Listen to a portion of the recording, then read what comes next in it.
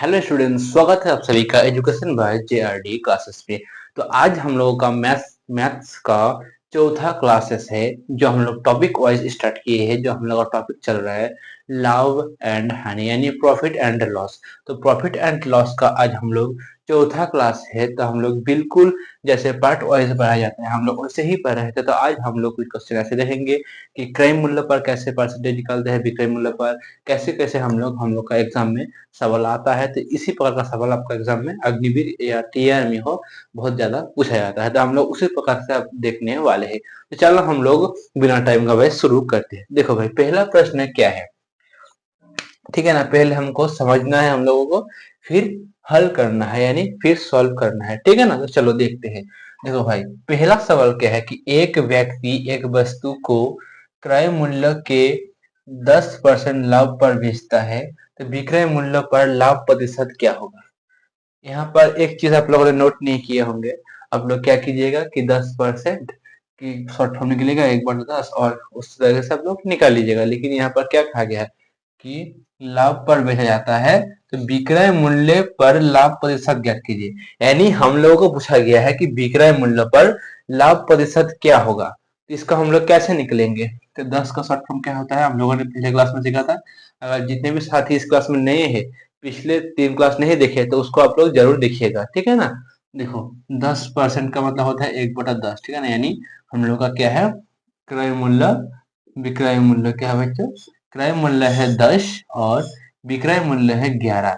तो हम लोग को क्या कहा गया है कि विक्रय मूल्य पर लाभ प्रतिशत ज्ञात, क्या विक्रय मूल्य पर लाभ प्रतिशत ज्ञात करने को कहा है। तो विक्रय मूल्य पर लाभ प्रतिशत कैसे हम लोग ज्ञात करेंगे, यानी 11 है तो कितने का लाभ, 1 का लाभ किस पर, 11 पर, क्योंकि हम लोगों को विक्रय मूल्य पर लाभ प्रतिशत कहा गया है। तो 1/11 गुना में 100। तो इसका आंसर क्या होगा, इसको हम लोग हल करेंगे। तो हल करने के बाद हम लोग का आंसर आएगा, काटापीटी करने के बाद 100 होगा 9 1 सही 11, ठीक है ना।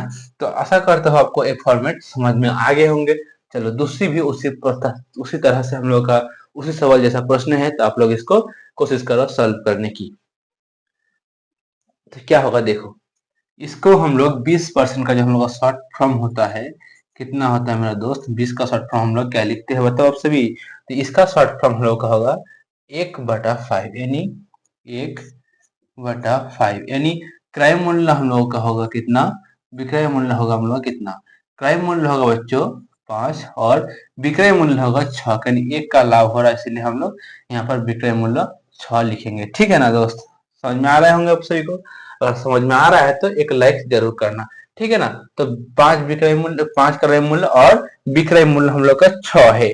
तो हम लोग कैसे निकालेंगे, फिर देखो क्या कहा है कि लाभ प्रतिशत हम लोग को विक्रय मूल्य पर निकालना है। अगर यहाँ पर कहा जाता कि क्रय मूल्य पर निकालो लाभ प्रतिशत, तो हम लोग कैसे निकालते थे, 1/5 करके गुना में 100, ठीक है ना, ऐसे हम लोग निकालते थे। लेकिन यहाँ पर हम लोग कहा गया है कि विक्रय मूल्य पर निकालो।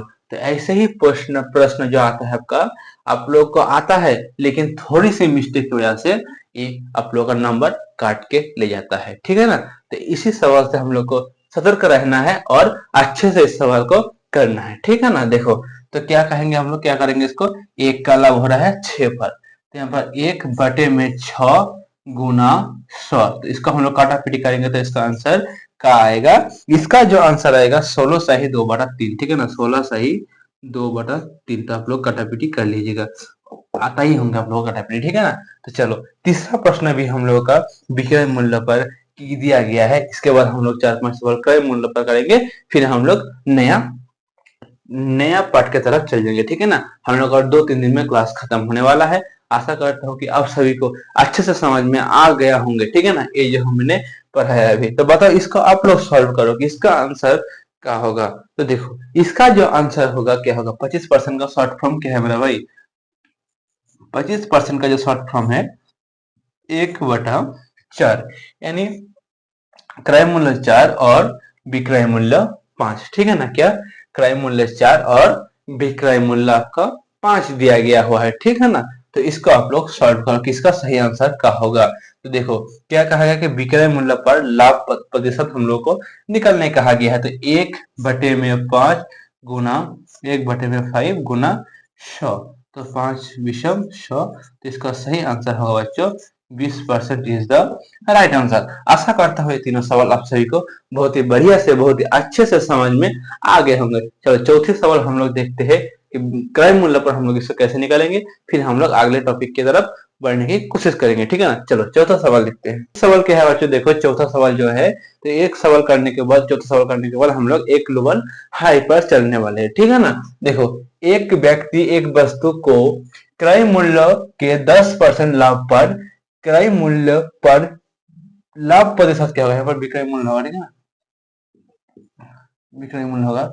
तो क्रय मूल्य पर लाभ प्रतिशत ज्ञात कीजिए। यहाँ पर क्रय मूल्य पर आपका लाभ प्रतिशत कहा गया है। तो 10 का मतलब होता है 1/10, यानी क्रय मूल्य आपका है 10 और विक्रय मूल्य है 11। तो 1 का लाभ 10 पर गुना में 100। देखो ये कितना आसान है, ठीक है ना, तो इसका आंसर ये होगा। दूसरा लेवल देखो, एक लेवल हम लोग अभी हाई पर चलेंगे, ताकि आपका अग्निवीर में अगर हार्ड पूछा जाए तो आपका कोई भी परेशानी ना हो, ठीक है ना। अमूमन ये सवाल नहीं पूछा जाता है, लेकिन हम लोग करेंगे, ठीक है ना। चलो हम लोग शुरू करते हैं। एक व्यक्ति एक वस्तु को 12.5% लाभ पर बेचता है। वह लाभ की गणना विक्रय मूल्य पर करता है। यदि वह एक उस वस्तु को 240 रुपया में बेचता है तो उसका लाभ क्या होगा। तो बताओ इसका हम लोग कैसे करेंगे। देखो 12.5% का मतलब क्या है बच्चों, 12.5% का मतलब है 1/8, ठीक है ना। तो हम लोग को यहाँ पर से क्या सीख मिल रहा है कि क्रय मूल्य और विक्रय मूल्य का अनुपात हम लोग को मिल गया है, ठीक है ना। तो क्या होगा बच्चों, क्रय मूल्य, विक्रय मूल्य और यहाँ पर लाभ, तीनों हम लोग को लिखना जरूरी है। लेकिन आप लोग एग्जाम में ये सब ना लिखोगे तो भी चलेगा, ठीक है ना। तो क्रय मूल्य है 8, विक्रय मूल्य है 1। क्रय मूल्य 8, विक्रय मूल्य 9, 1 का लाभ हो रहा है, तो यहाँ पर 1 लाभ लिख लो। क्या कहा गया है कि उस वस्तु को 240 रुपया में बेचा जाता है। यानी बेचा जाता है का मतलब क्या है भाई, जो चीज आपको बेचा जाता है उसका मतलब क्या है, विक्रय मूल्य। यानी बेचा जाता है कितना में, 240 में, ठीक है ना। 240 में बेचा जाता है। एक मिनट भाई, थोड़ा गलती हुआ है यहाँ पर, सॉरी मैंने नहीं देखा था कि विक्रय मूल्य पर कहा गया, यानी यहाँ पर होगा 8, ठीक है ना, और यहाँ पर होगा 7, क्योंकि विक्रय मूल्य पर कहा गया है, विक्रय मूल्य पर कहा गया है, ठीक है ना। विक्रय मूल्य पर करता है तो 1 का माइनस होगा, यहाँ पर 7 होगा क्रय मूल्य और विक्रय मूल्य होगा 8, ठीक है ना। अभी आपको समझ में आ गए होंगे। तो यहाँ पर 8 की वैल्यू है 240, 8 की वैल्यू क्या है 240। यहाँ पर देखो कि इसका कितना गुना हो रहा है, गिनो, 4 8 32, ठीक है ना। तो उतना नहीं जाएगा, कितना होगा बच्चों, मतलब इसका आंसर क्या होगा। तो देखो 3 8 24, यानी 30 गुना हो रहा है, ठीक है ना, 3 8 24, तो इसका भी 30 गुना कर दो, आपका आंसर निकल जाएगा, ठीक है ना। आशा करता हूँ आपको समझ में आ गए होंगे। फिर से एक बार देखो, थोड़ा मिस्टेक होता है, फिर से बहुत ही बढ़िया से समझने की आपको कोशिश करता हूँ। एक व्यक्ति एक वस्तु को 12.5% लाभ पर बेचता है। वह लाभ की गणना विक्रय मूल्य पर करता है, विक्रय मूल्य पर करता है। यदि वह उस वस्तु को 240 रुपया में बेचता है तो उसका लाभ प्रतिशत क्या होगा। तो 12.5% का शॉर्ट फॉर्म क्या है, 1/8। यहाँ पर क्रय मूल्य, विक्रय मूल्य, लाभ, तीनों अनुपात लिखना जरूरी है। तो हम लोगों ने 7 लिख लिया, 8, यानी विक्रय मूल्य पर बोला है तो 1 माइनस होगा, यहाँ पर 7 और 8। लाभ कितने का हो रहा है, यहाँ पर देखो 1 का लाभ है, तो लाभ यहाँ पर लिखा। हम लोग को लाभ ही निकालने वाला है, क्या बोला है, लाभ निकालने वाला है। तो विक्रय मूल्य का वैल्यू दिया गया है 240, यानी वस्तु को बेचता है, मतलब विक्रय मूल्य। तो 8 का वैल्यू 240, ठीक है ना। 240 का हम लोगों ने गुना किया, यानी अंत कैसे निकलता है, कितने गुना है, 30 गुना है, तो 1 का भी 30 गुना कर दो, इसका आंसर निकल गया होंगे, ठीक है ना। तो इसी तरीके से हम लोग और 2 सवाल करने वाले हैं, ताकि आपको समझ में पूरी तरीके से आ जाए, ठीक है। चलो 6वां नंबर सवाल हम लोग देखते हैं।